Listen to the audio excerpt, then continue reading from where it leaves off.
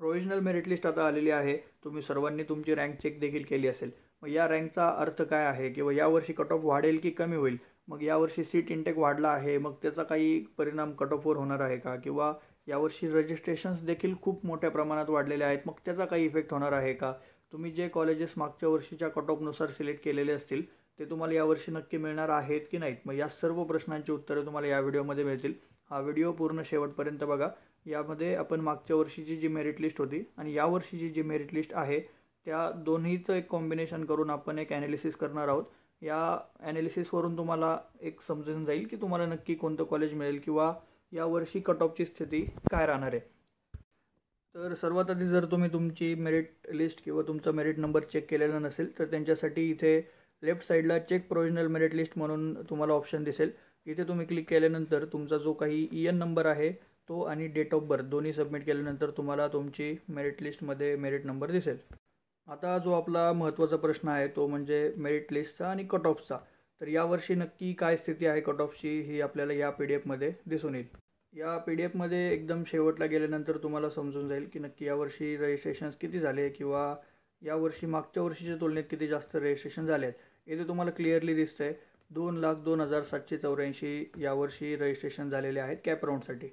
ही जी list आहे ती महाराष्ट्र म्हणजे MH कट ऑफची लिस्ट आहे आणि 2025-26 लिस्ट आहे। आता 2024-25च्या लिस्टमध्ये जर आपण बघितलं तर इथे देखील आपण लास्टला गेलो तर इथे आपल्याला समजून जाईल की 1,00,000 मागच्या वर्षी 1,79,584 एवढे रजिस्ट्रेशन्स झालेले होते। तर मग याचा अर्थ काय आहे? तर एकूण यावर्षी जर बघायला गेलं तर 23,200 विद्यार्थी आपल्याला वाढलेले दिसत आहेत रजिस्ट्रेशनसाठी कॅप राऊंडच्या। आता याचा इफेक्ट पडणार आहे का आपल्या कट ऑफवर? तर नक्कीच पडणार आहे। मग तो कसा पडणार आहे आणि किती पडणार आहे ते यावर आपण डिस्कशन पुढे करू। ही आपल्या पर्सनल काउन्सिलिंगची लिस्ट आहे। पर्सनल काउन्सिलिंगच्या लिस्टमध्ये आपण खाली एक डेटा शो केलेला आहे, तो डेटा मी तुम्हाला सर्वांना दाखवतो। तर हे कंपॅरिझन आहे 2024 आणि 2025-26 या दोन्ही वर्षाचं, म्हणजे जो सँक्शन झालेला इंटेक आहे गव्हर्नमेंटकडून त्याचं हे कंपॅरिझन आहे।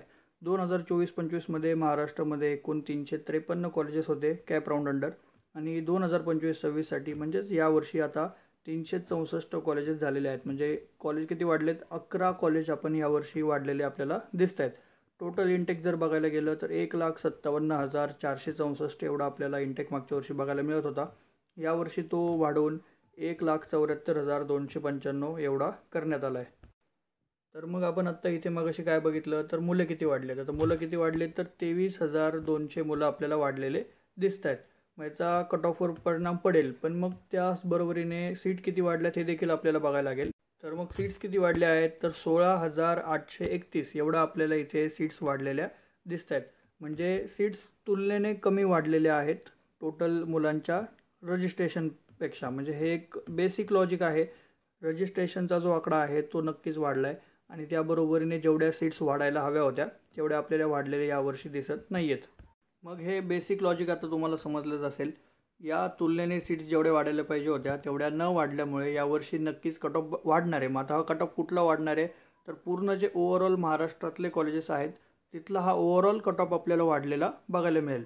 मग आता रिजन वाईज काय जर कट ऑफ असेल तसं जर बघायला गेलं म्हणजे पुणे, मुंबई किंवा नाशिक, नागपूर बाकी सर्वच रिजन असतील, मग इथली परिस्थिती काय असेल तर एक गोष्ट लक्षात घ्या, दरवर्षी पुणे आणि मुंबई या ठिकाणी येणारी संख्या ही भरपूर मोठ्या प्रमाणात असते आणि त्या कंपॅरेटिव्हली जे बाकीचे भाग आहेत मग ते नाशिक, नागपूर किंवा कोल्हापूर, सांगली, मग तिकडे विदर्भाकडे असो, हे दरवर्षी थोडे थोडे कमी होत जातात आणि पुणे मुंबईकडे जास्त मुलांचं आकर्षण असल्यामुळे अजून मुलं येत राहतात। मग तो दरवर्षीचा इन्क्रीज आपण बघतो पुणे मुंबईच्या कट ऑफ्समध्ये तो तर असेलच, मग त्यापेक्षा यावर्षीचा जो ओव्हरऑल कट ऑफ वाढणार आहे तो देखील इन्क्रीज होईल। म्हणजे पुणे आणि मुंबई या ठिकाणी नक्कीच यावर्षी आपल्याला खूप मोठ्या प्रमाणात कट ऑफ वाढलेला दिसेल आणि त्या व्यतिरिक्त जे बाकीचे रिजन असतील तर तिथे थोडासा कमी कट ऑफ आपण बघू शकतो।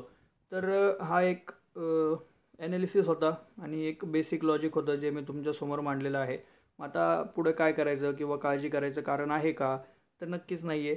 दरवर्षी हा कट ऑफ वाढतच असतो, कमी तर आजपर्यंत कधीच झालेलं नाही आहे। तुमच्या हातात आत्ता सध्या एवढंच आहे की चांगल्यातली चांगली लिस्ट तयार करा आणि जे तुम्हाला कॉलेजेस तुम्ही टाकू शकता ते तुम्ही ट्राय करा। मग आता पुढे नक्की लिस्ट कशी करायची तर तुम्हाला हा जर सगळा ताण तुमच्या डोक्याला द्यायचा नसेल तर कुठली पण काउन्सिलिंग घ्या. मी असं नाही म्हणत आहे की आमचीच काउन्सिलिंग घ्या, कुठलीही काउन्सिलिंग घ्या. कुणाचं ज्याला ह्या गोष्टींमधला अनुभव आहे किंवा ज्यांना या सर्व गोष्टी माहिती आहेत अशा कुठल्याही व्यक्तीकडून तुम्ही गायडन्स घेऊन तुमची लिस्ट बनवू शकता. आपण आपली काउन्सिलिंग का प्रोव्हाइड करतो आहे तर आपल्या काउन्सिलिंगची फी फार कमी आहे. एवढ्या कमी फीमध्ये एवढं सगळं कोणीच प्रोव्हाइड करत नाही. आता उदाहरणार्थ हे तुमच्यासमोर आपल्या पर्सनल काउन्सिलिंगची लिस्ट आहे. यामध्ये तुम्हाला प्रत्येक कॉलेजचा ॲड्रेस असेल, मग त्या कॉलेजमध्ये कुठली कुठली ब्रांच आहे, तिथले कुठला कुठला इंटेक आहे, मॅनेजमेंट कोटा आहे का किंवा मायनॉरिटी सीट्स आहेत का, कॅपच्या सीट्स किती आहेत, अशी सगळी डिटेलमध्ये इन्फॉर्मेशन मिळते. आणि त्या व्यतिरिक्त बाकीचे जे कॉलेजचा प्रेफरन्स असतो तो प्रत्येक कॉलेजचा प्रेफरन्स आपण कॉलेजच्या आणि विद्यार्थ्याचे जे मार्क्स आहेत, पर्सेंटाईल आहेत आणि आता रँक आहे या आधारे आपण तो बनवत असतो. आणि हा असा बेस्ट ऑप्शन फॉर्म तुम्हाला आपल्या काउन्सिलिंगमध्ये तयार करून मिळेल. आणि फीज एवढी कमी आहे की प्रत्येक महाराष्ट्रातला मुलगा ही फीज अफोर्ड करू शकतो.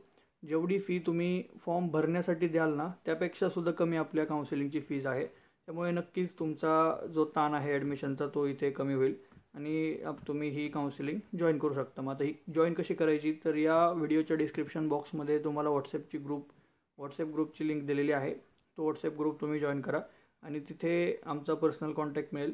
तिथे आम्हाला कधीही कॉन्टॅक्ट करा किंवा त्या ग्रुपवर देखील जो आपला रजिस्ट्रेशनचा फॉर्म आहे काउन्सिलिंगसाठी तो तुम्हाला तिथे मिळून जाईल. Thank you for watching this video.